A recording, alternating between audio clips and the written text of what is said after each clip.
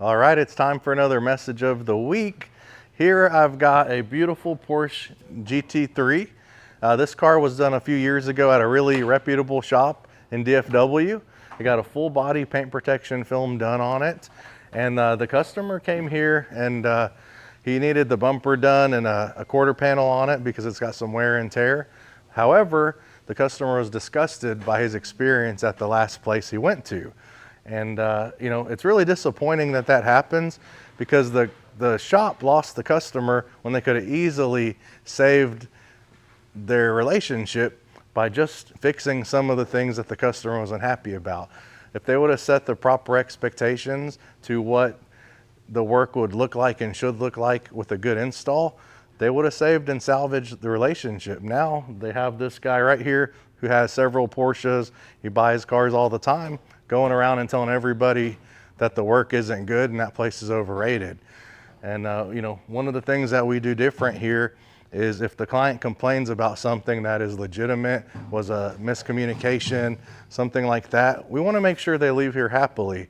So in this situation, with some of the things that they're talking about, some of the gaps and things like that on the car that are really big, that could have been a lot smaller, we would have just took the car back and redone it. However, we probably would have never let the car go to the customer in the first place with that size of relief cuts and those size of gaps.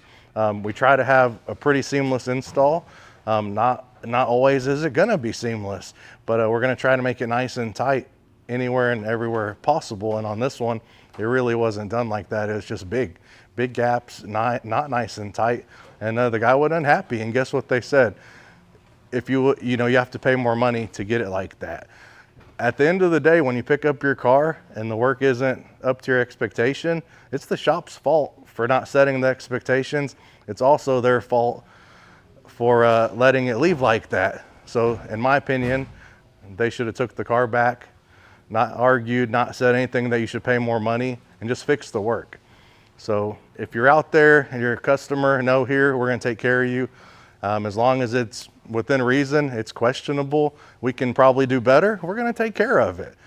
But for you guys out there, all the shops, stop doing that.